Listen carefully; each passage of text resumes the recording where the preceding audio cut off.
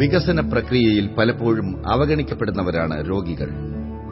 രോഗാതുരരായ പാവപ്പെട്ടവർക്ക് വേണ്ടി ഫലപ്രദമായ പദ്ധതികളാണ് നിലമ്പൂർ ഗ്രാമപഞ്ചായത്ത് നടപ്പിലാക്കി വരുന്നത്.